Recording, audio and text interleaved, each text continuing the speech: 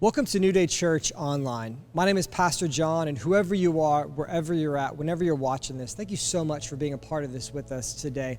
Before we get started worshiping today, we have a few really important announcements. The first is that we are currently having in-person worship gatherings here at New Day every Sunday at 10 a.m., and we would love for you to join us if you're in the area. Our services are socially distance friendly, and we have childcare for kids that are 5 and under. Second, if you want to grow in your relationship with God, we would love to help you take that next step. To do that, simply go to newdaychurch.com, click the Take My Next Step link, and we'll follow up with you. The Bible says that if we draw near to God, that He will draw near to us. And so we would love to help you take a next step in your relationship with God. Next up, if you want to give financially, we would encourage you to give online at newdaychurch.com/give. We are 100% supported by generous people like you who make our ministry possible. And so thank you so much for your giving. And lastly, if this gathering blesses you in any way, we would encourage you to like, comment, and especially share this online. One simple share can spread the hope of Jesus to so many people online, and so we would encourage you to do that as well. But as we start our worship service today, I just encourage you to open your heart to whatever God would have for you today. And once again, thank you so much for worshiping with us online.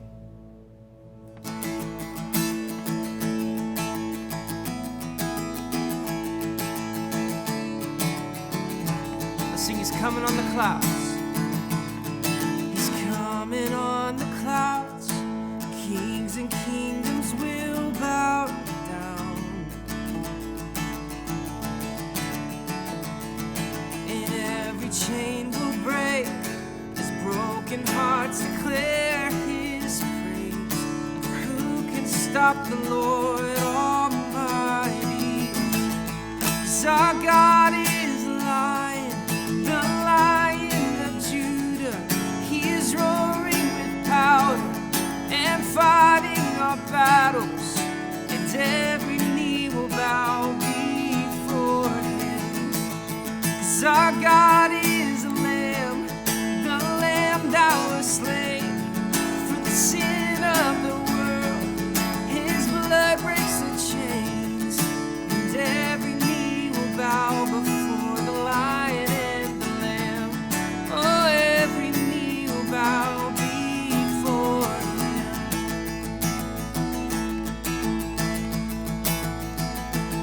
So open up the gates, make way before the King of Kings. And our God who comes to save is here to set the captives free. For who can stop the Lord? Sing our God, 'cause our God is the Lion of Judah. He is roaring with power and fighting our battles, and every knee will bow before Him.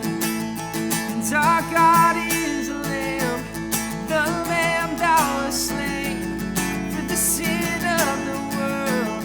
His blood breaks the chains, every knee will bow before the Lion and the Lamb.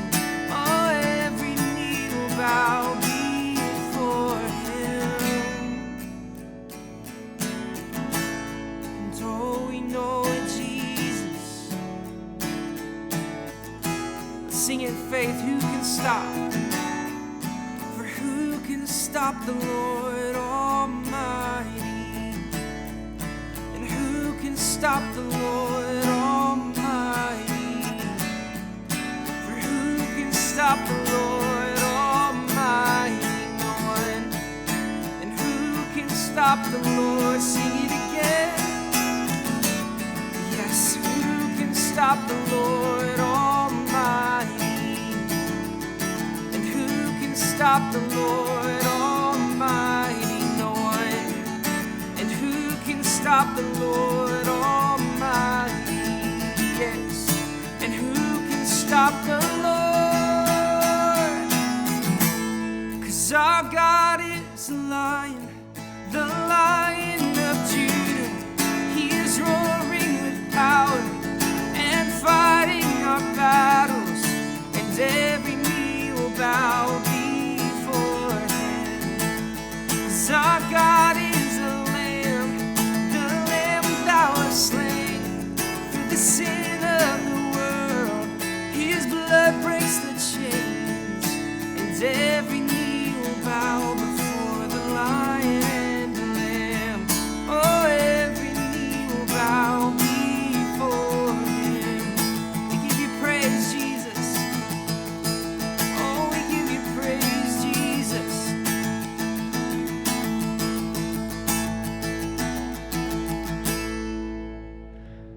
Hi there, my name is James Yandell, and I have the privilege of being one of the pastors here at New Day Church. And today I have the honor of talking about the Good Shepherd out of John chapter 10 and all that that means for your life. But before we get there, I think it's an understatement to say that we have been inundated with bad news in 2020. It feels like every time we get up for a new day, we're wondering what's next, right? And so I noticed a few weeks ago just how much I was being bombarded with bad news between the TV and my phone and the internet and the friends. It's just all that we can talk about. It's just all the bad things going on. And so I intentionally went and I unfollowed a lot of the news sites that I followed, and I followed good news only sites. One of my favorite of those is on Instagram. It's called the Good News Movement, and they just have videos and clips from around the world in which good things are happening, stories that bring hope and healing, and not just the destructive stories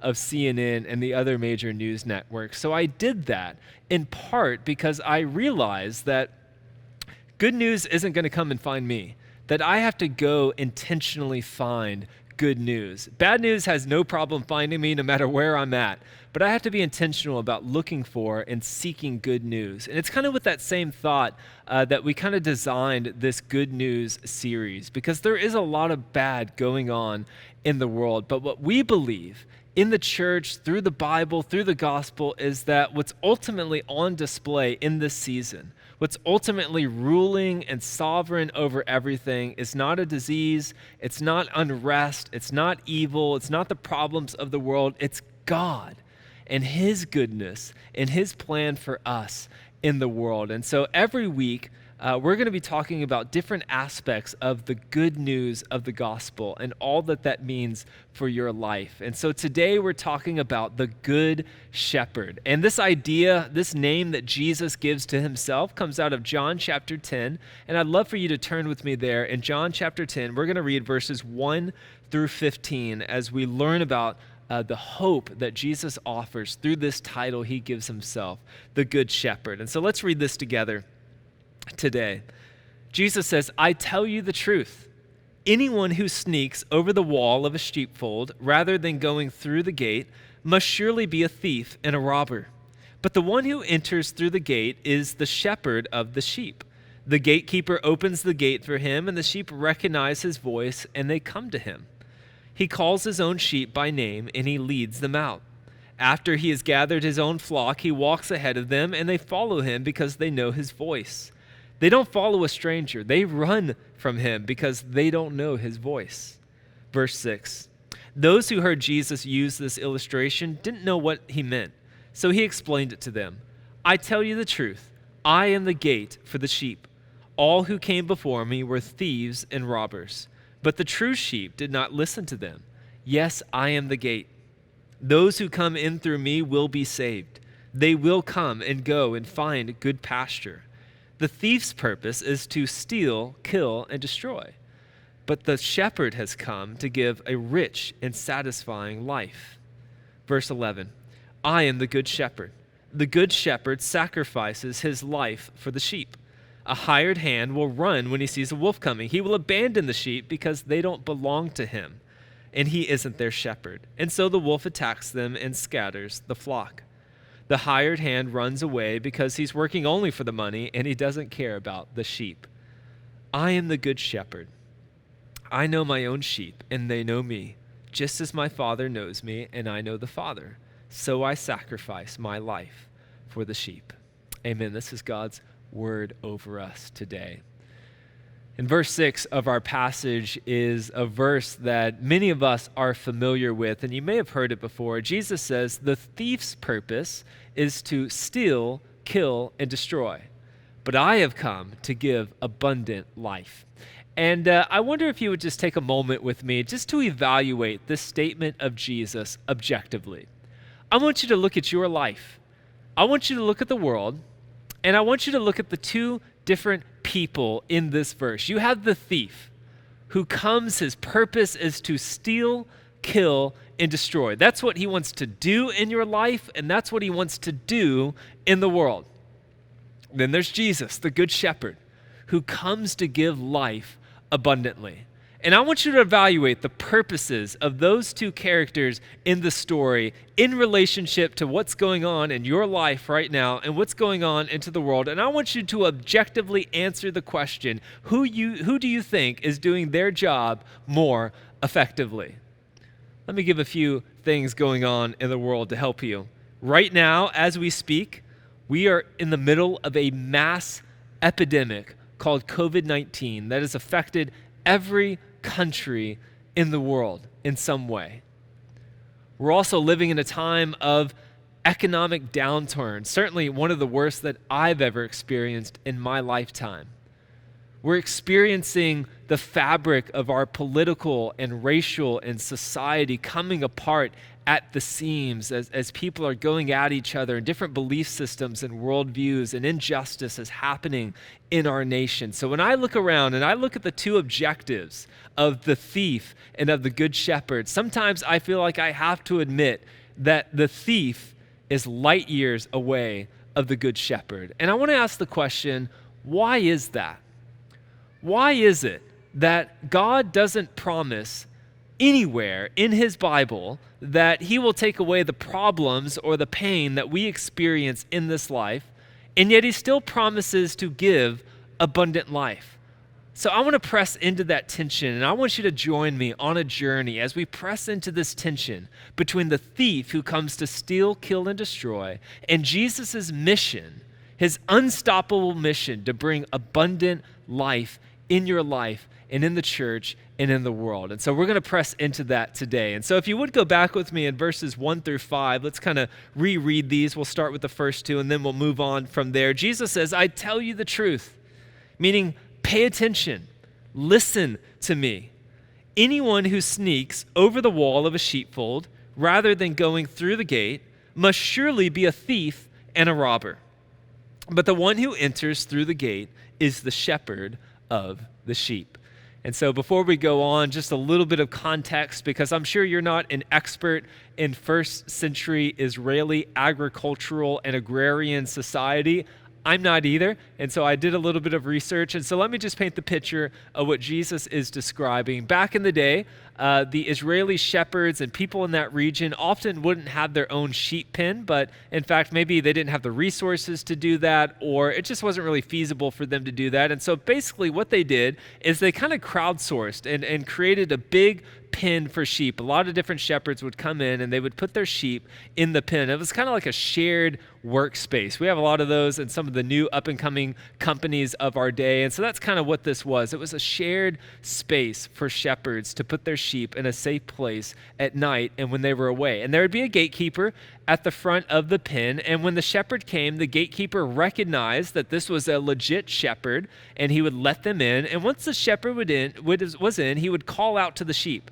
And amazingly, the sheep heard his voice, knew that he was their shepherd, and they would follow him from out of the entire flock. They would follow him out, and he would lead them into good pasture. And so that's what Jesus is talking about in this story. But Jesus is also making a point that there's not just two characters in the story. It's not just the shepherd and the sheep.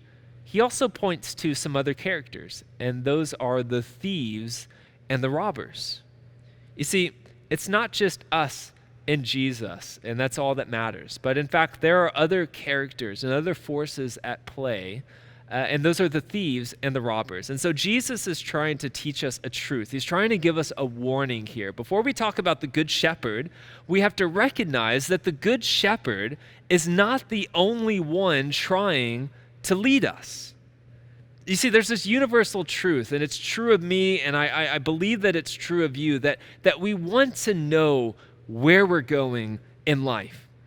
Man, we want to know that we're making the right decisions. We want to know that we're not lost, that we're on point, that we're making a difference. We want to know that we're in control and that we're going somewhere. And I think that's a desire that all of us have. And Jesus knows that. And Jesus is saying that desire, that longing in us actually leaves us vulnerable to people who might take advantage of that.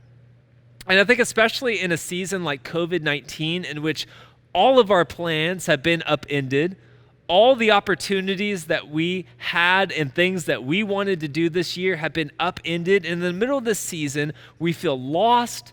We're looking for direction. We want to feel like we're making progress. And in the midst of that, Jesus says we can be vulnerable because there are thieves and there are robbers vying for our attention.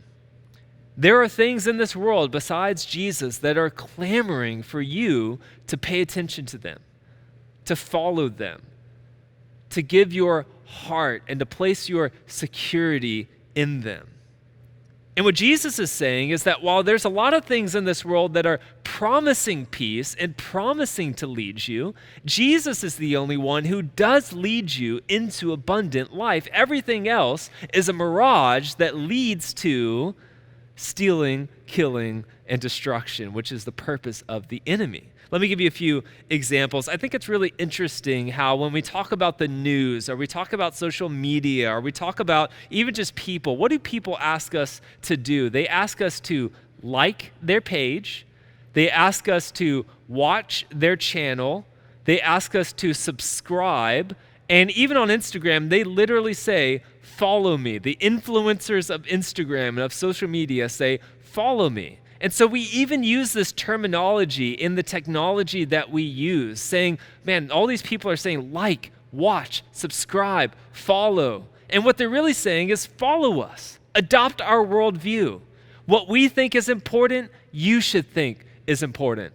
What we offer as peace, you should accept as peace. And so Jesus says, beware of that, because he's not the only one out there trying to lead you. There's a lot of voices in this world clamoring for your attention. And I think this is kind of what we get wrong. We're so surprised and we're so caught off guard because we believe that just because we have Jesus means that the thief isn't coming. And this is where we get surprised. Jesus is saying that just because we have him doesn't mean that the thief isn't going to come and try to disrupt the relationship that we have with him, right? Let me give you an example.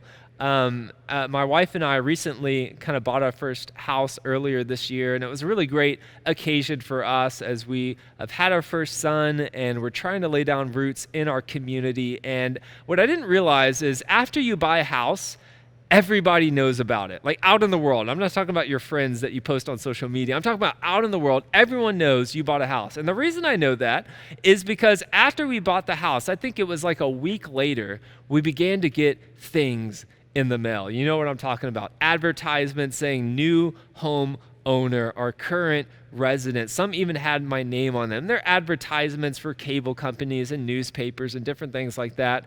But then we started receiving a different kind of letter. And on the letter had the name of our mortgage company, and on the cover it said, open immediately. And we started getting this letter. Sometimes we would get it multiple times a week, and I would open it up, and it would say at the very top in bold letters, action required immediately. And it would want me to sign up for something, or it would want me to buy this like a premium like mortgage insurance or something like that. And I'm a new homeowner, so I get these and I could feel anxiety rising in my heart, right? I haven't even made my first mortgage payment yet, and I'm getting these threatening letters in the mail. And so I finally called our mortgage company. I said, hey, I keep getting these letters from you guys. What is this? What do I need to do? And they said, well, Mr. Yandel, we just want to let you know those aren't from us. If you look at the bottom, you'll see that it says in fine print, not affiliated with our mortgage company. This is an advertisement. And I bring that up to say that sometimes it's really hard to distinguish between the voices of the world and the voice of Jesus. That in fact, it takes knowing him and spending time with him in order to differentiate his voice from the voice of the world. Because the voice of the world offers the same things that Jesus offers, which is peace and abundant life. The world is offering those things to us. And oftentimes it's hard to distinguish between the real thing and the thing that promises the real thing, but truly doesn't lead to that. So we need to recognize that we're vulnerable and we're susceptible to the thought patterns of the world. We're susceptible to the narrative of the news. We're susceptible to the opinions of our friends, and we allow these things to seep into our worldview. And what Jesus is saying is he's saying, you need to listen to my voice, and you need to follow me, even as other people are seeking to lead you as well. Go to verse 3. He says, the gatekeeper opens the gate for him, and the sheep recognize his voice, and they come to him. He calls his sheep by name and leads them out. After he has gathered his own flock, he walks ahead of them, and they follow him because they know his voice. They won't follow a stranger. They will run from him because they don't know his voice. I want you to know something, that if you're a follower of Jesus, you know the voice of Jesus. His Spirit lives inside of you. The one who called you when you believed is the one who guides you in this present moment. So you know the voice of Jesus when you hear it. But you have to stay tuned to his voice in a world that's clamoring for your attention. I think the biggest tragedy of 2020, one of the biggest tragedies, is that amidst all the turmoil, amidst all the pandemic, amidst all the bad news, it's taken our focus off the reality of the gospel, which says that in Jesus, all things work out for good, God is in control, and God's purpose in the world is uninterrupted by anything that's happening around us. So I think that's one of the biggest tragedies of this season, is it's taken our eyes off the shepherd, and it's taken our ears and our attention off of his voice.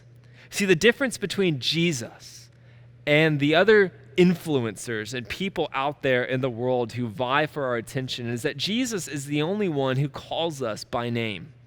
Jesus is the only one who truly cares for us. Let me give you just some examples of that. I think it's interesting how every other so-called authority in the world doesn't call you by your name. It calls you by your number. Let me give you an example of that. The U.S. government, they don't know you by your name. They know you by a number, your social security number. Now, when you call to pay your water bill or to pay a creditor, or when you call the hospital to pay a hospital bill, they don't usually ask for your name first. What do they ask for? Your account number. And in the same way, the news doesn't know your name. CNN doesn't know your name. Fox News doesn't know your name. They know you as a statistic, as a demographic. In the same way that Facebook doesn't know you by name, they know you as a demographic, as a targeted audience. And let me give you an example of that. I don't know if you ever messed around with trying to sponsor a post in Facebook, but I've messed around with that a little bit. It's amazing how much you can target specific types of people in Facebook, man. You can limit it to a zip code. You can limit it to a type of person. You could probably limit it to a type of hair color. Man, they get so specific in how they target people. And that's because you're not a name to them.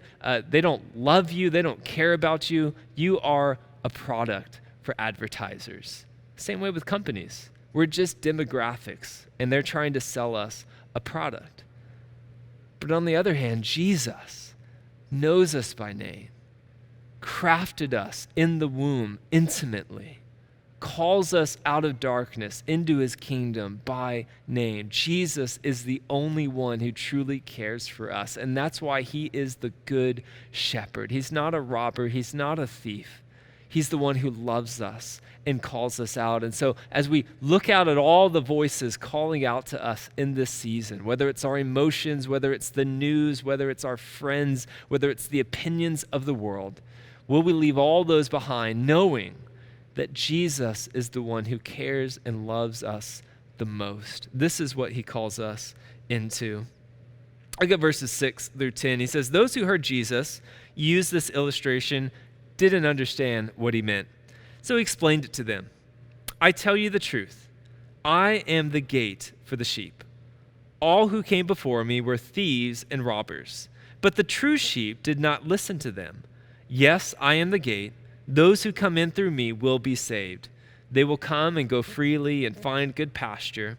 The thief's purpose is to steal, kill, and destroy. My purpose is to give them abundant life.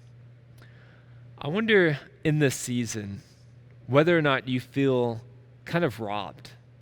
And as I think about what the thief does, how he steals, kills, and destroys, how in the midst of this COVID season, it feels like we're being robbed. And when you think about quarantine over the past few months, all the missed opportunities to connect with people. And I feel for every person who's had a birthday in the midst of quarantine, and my birthday is going to fall in the midst of quarantine, I won't have that relational connection with other people as we socially distance.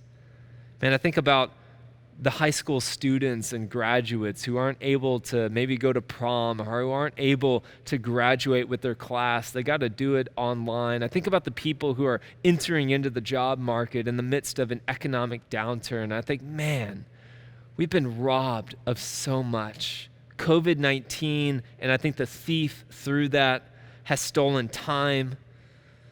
People have lost their lives. Friendships have been destroyed and disconnected because we're not able to meet together. Political sides are being drawn and racial tension is on the rise. You see the thief at work. And I wonder, as we look at all these things happening around us, if you have felt this as I have felt this, if you've gone to God and said, God, I can't handle this. Don't you know that I can't handle this? Why don't you take it away? And God knows we can't handle it. And God's solution is different than ours. Our solution would be to take all of it away and leave only what we perceive as the good. But God's solution is different. You see, the Good Shepherd doesn't take away all the pain, but he stays with us and outshines the pain. The Good Shepherd doesn't take away the problems, he doesn't take away the pain, but he outshines the pain. That's what the Good Shepherd does.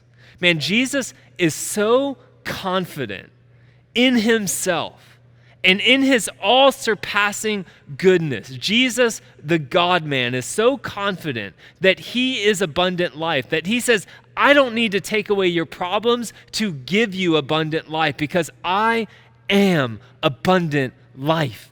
Peace is not a circumstance. Joy is not a condition. Peace is a person. Joy is the presence of Christ in our life. That's how confident Jesus is. He says, my solution is not to get rid of your problems in this world, but to be with you in those problems. And so prove to you that you don't need those taken away in order to have joy and abundant life in this lifetime. That's what Jesus does. That's why Jesus can say in John chapter 11, I am the resurrection and the life. Jesus said that. And he's so confident he said that at a funeral. He says, I am the resurrection and the life. You don't need your problems taken away to have joy. You don't need your problems taken away to have peace. All you need to do is look to the shepherd, to listen to his voice, and you'll have abundant life. Jesus says the solution is in the presence of Jesus. Jesus says abundant life is not anything I can give you besides myself.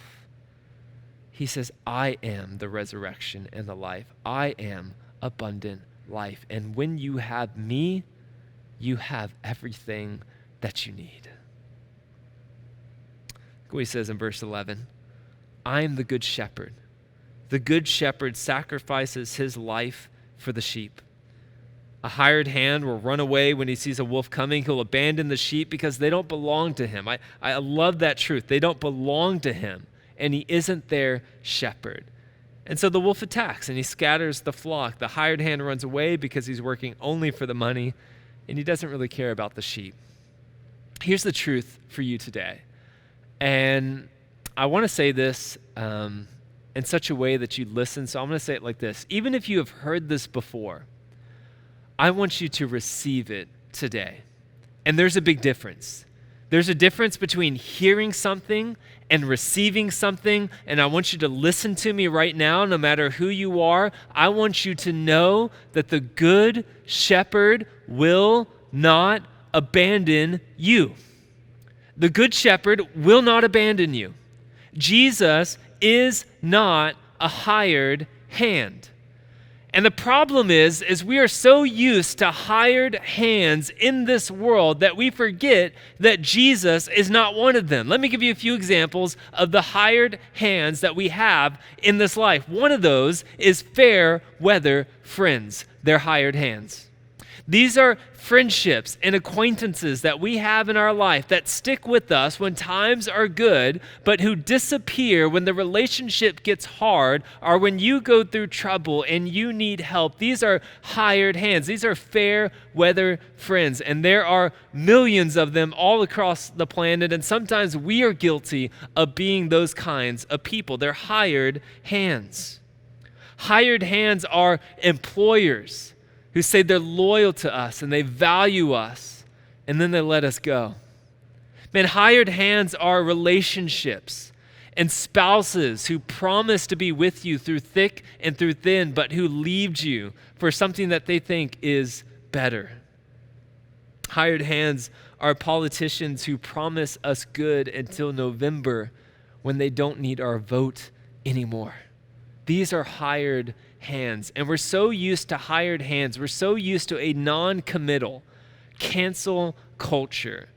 We're so used to this experience. We're so used to seeing it in ourselves that we begin to mistake Jesus for sharing this same kind of quality. And what Jesus is saying, he's looking at you right in the face, and Jesus says, I want you to know something. I am not a hired hand. I am the shepherd, and the shepherd is here to stay.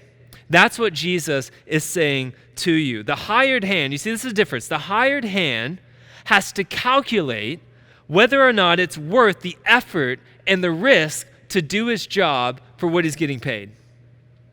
And there's a point in which the hired hand says, you know what? This just isn't worth it anymore. There's a limit to the commitment of the hired hand. There's a limit to the commitment of the fair weather friend and of the fair weather relationship. But what Jesus is saying, he's saying, I don't care for you because of what I can get out of you. I care for you because you are my own. I have called you out. I've died for you, and I care for you.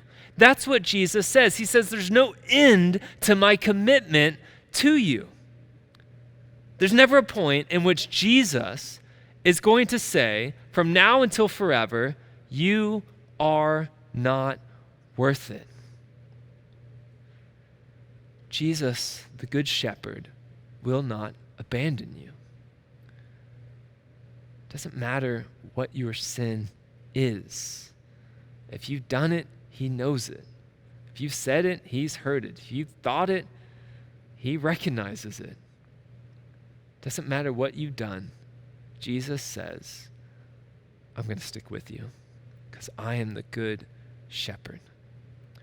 Through rich or poor, through better for worse, through sickness and through health, not even death can part you and your shepherd, Jesus. Do you know this? I mean, really, do you know that? Jesus is as committed to you as Jesus is committed to the Father. Jesus says, I love you, and I will never leave you, and I will never forsake you. If you know that, and if you believe that, you have abundant life. And this is why. Jesus doesn't promise to take away the pain and the problems. Jesus doesn't promise that the wolf isn't coming. But what Jesus has done with his presence in our life is that Jesus has knocked the teeth out of the wolf. And so the wolf can growl, the wolf can bark, the wolf can snarl, the wolf can do whatever it wants, but it cannot touch what Jesus says matters most. And that is our peace and our joy and our faith in him. Those things are untouchable. The wolf cannot touch those things. He can touch a lot of other things in life. There can be problems, there can be pain, there can be issues that we go through, situations that we deal with. We can be devastated by this world, but Jesus says the one thing the wolf cannot touch is my relationship to you. And if you believe that, and if you hold on to that, you'll have peace no matter what. You'll have joy no matter what. Peace is not in the circumstances, but it's in the shepherd himself. Here's the thing. Jesus is committed to you. But don't let Jesus' commitment to you keep you from understanding the importance of your commitment to him. Look at verse 12. It says, so the wolf attacks them and scatters the flock. So Jesus says the wolf is coming, and the wolf has an objective: to scatter the flock, to isolate, to get us alone, to make us feel like we're alone, because it's there where he ravages our heart and our mind. And I want you to know something about the season that we're in. I know we can't say why COVID has come. We don't know all the layers of reasoning in which God kind of allowed this to happen, or the brokenness of the world has brought this up, and I don't even begin to think about those things. But I do know something, that in this season, the thief, the wolf, is coming, and he has scattered the church. 3 months we weren't able to gather. Even now, at New Day Church, there's about 40% of our normal attendance is joining us in person, and the rest of us are joining online. The wolf has scattered the church. And he does this for a reason, because when we are isolated, we are weak. I want you to know something, and it's true for COVID, but it's true for any season of life, and it's important for you to remember as you seek to follow the Good Shepherd, and it's this truth. Anything that leads you away from Jesus and his church is the wolf. Any person that leads you away from Jesus and his church is the wolf. Any activity, any job, any podcast, any opinion of a friend, anything that leads you away from both Jesus and his church is the wolf, because Jesus says that there is one shepherd and there is one flock, and we are called to draw near to both the shepherd and the flock. That's where we find strength. And the wolf wants to scatter what Jesus wants to gather. See, we believe that staying near to Jesus is so important, and we also believe that staying in community is so important. It's in isolation that the wolf attacks. Trust me, Satan is attacking you now. Sin is attacking you now. I see it every day. Man, I've talked to person after person after person. I've seen it in my own life over the past few months, just how much spiritual attack every one of us is going under. And it's somehow COVID has brought out all these things that are deep down in us, and it's brought them up to the surface. Things that we kind of struggled with under normal circumstances have become huge issues in our life. Maybe they're sin issues, or maybe they're bitterness issues, or maybe they're loneliness, isolation issues. And in the midst of all that, Jesus wants us to know that we are not alone, that he is with us, and that his church is united under his banner, that we are together. Jesus says, speak that truth into the lives of your emotions and of the world. Jesus is committed to us, but we need to be committed to him. Stay near to the shepherd. Stay near to the flock. Let's finish off here in verse 14 and 15. Jesus says, I'm the good shepherd. I know my own sheep, and they know me. Just as my Father knows me, and I know the Father, so I sacrifice my life for the sheep. I think the best truth that I want to share with you today that comes out of this passage is that Jesus, the Good Shepherd, desires for you to know him personally.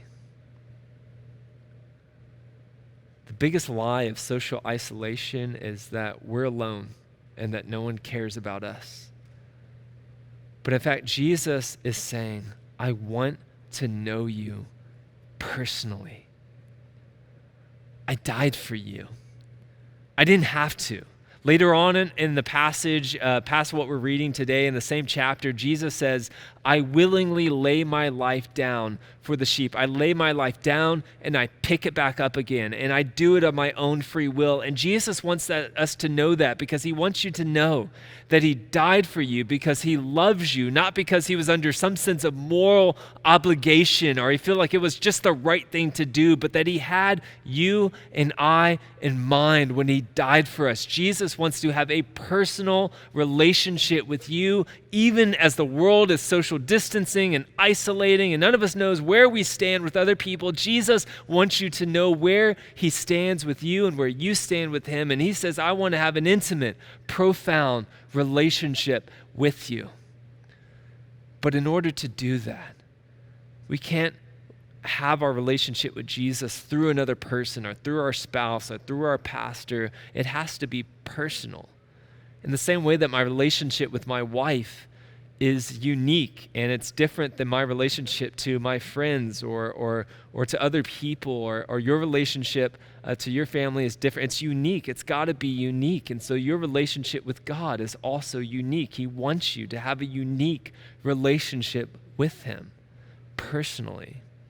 Jesus wants him to know you personally. And the reason I know this, the reason I know Jesus is serious about this, is that Jesus says in verse 15, just as the Father knows me and I know the Father, that's how I want the sheep to know me.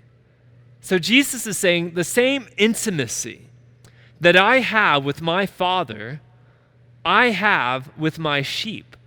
That's how serious Jesus is about this. It's you in him forever in a committed relationship, growing in love and peace and joy. This is what Jesus desires for you now, today, not just in eternity, not just in the future. Jesus wants you to have that today, not just in some distant past where you used to be on fire for God or you used to feel like you had a relationship with him. Jesus wants a personal relationship with you today, no matter where you're at, no matter what you've done. He wants it. A personal relationship with you.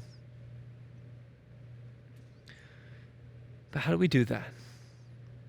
How do we know him? I want to give you just two simple ways that you can do that.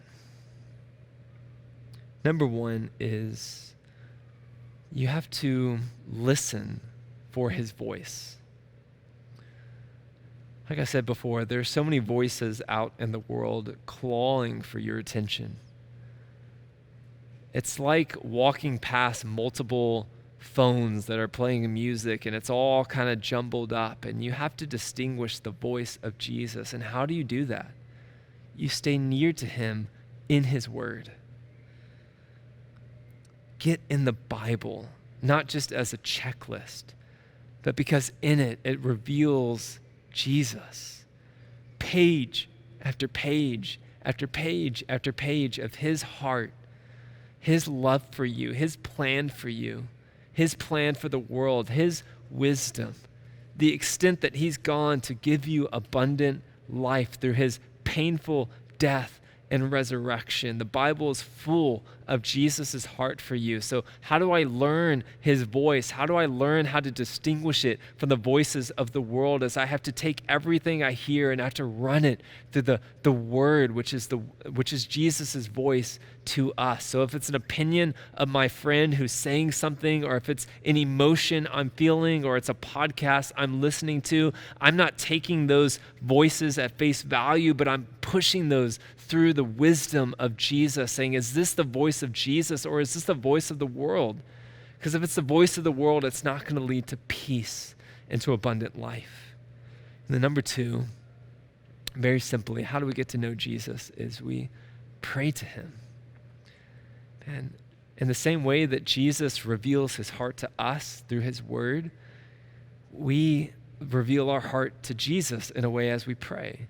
We share what's on our mind, and we hear from him, and he hears from us, and it's this relationship in which he's speaking to us, and we're speaking to him. And so the best things that you can do in this season to grow in your relationship with Jesus is to be in prayer and to be in the word. And those two things together, as you do those, not just to check a list or to check a box, but in order to grow in your relationship with him, as you do that, you will grow in following the shepherd. So as we draw to a close today, I want to say something that I think is probably controversial a little bit, but I want to say it anyway. And it's just a few statements that I believe are true. And the first of those is, I believe that the best gift of the gospel is not that you are forgiven. The best gift of the gospel is not that you have everlasting life. The best gift of the gospel is not that you are made perfect in Jesus. The best gift of the gospel is the good shepherd himself. That's why Jesus can say, I am the resurrection and the life. And sometimes I feel like we take the good things that Jesus gives us and the good things that revolve around Jesus, and we make those things into Jesus instead of recognizing that good comes out of Jesus because Jesus is inherently good. He is the good shepherd. And sometimes we make the mistake of equating what he gives us with himself. And when we do that, this is what can happen. Sometimes we might say, Jesus is the one who offers peace. And so we come to times in our life where we don't have peace or we don't feel like we have peace. And so we say, you know what? Jesus isn't offering that to me anymore. So I'm going to go to something else that I think I'll find peace in. Or maybe it's direction, right? I'm in a season of COVID right now where I don't know what's going on. I don't know what to do next. I don't know what's going on with my family, what's going on with my job. I don't know what's going on with the world. And Jesus isn't giving me the clarity and the direction that I seek. And so I'm going to go try to find that in something else. That's the problem when we begin to equate Jesus, who's the good shepherd, with the good things that he gives us. But the reality is, what abundant life is, what truly following Jesus is, it allows us to step into a truth that we can't if we don't see Jesus as the ultimate good. And here's the truth. You don't have to know where you're going. You just need to know who to follow. COVID-19 is crazy. There's a lot of confusion. Man, you watch the news and you see all the racial tension going on and the injustice and all the bad things happening in the world, and it's confusing. Leading your family and loving your family and working a job and trying to stay sane in the midst of an epidemic and an economic downturn is hard and it's confusing. But Jesus says, you don't need to know where you're going. You don't need to know what tomorrow brings. All you need to do is follow me. And as you follow me, that's what brings abundant life. See, the thief came to steal, kill, and destroy. But Jesus, in himself, has the power to take what the enemy stole and redeem it, to take what the enemy killed and resurrect it, to take what the enemy destroyed and make it new, bring it back to life. So no matter what you're going through in this season, no matter how hard it looks, or no matter how bleak tomorrow feels to you, I want you to know that Jesus is the good shepherd. He's going to lead us in a good way if we trust him. He's able to do that. Thank you so much for watching today, and I hope that you have a blessed week. Hey, thank you so much once again for gathering with us online here at New Day Church. Before we close our time together today, we just want to remind you that we have in-person worship services every Sunday at 10 a.m. here at our campus at New Day Church. And if you're in the area, we'd encourage you to come and be a part of this with us. Our services are socially distance friendly, and we have childcare for kids that are 5 and under. And also, once again, if this video blessed you in any way, we encourage you to like, comment, and especially share this online so that everybody can see and hear the hope of Jesus. Once again, thank you so much for joining us today at New Day Church Online.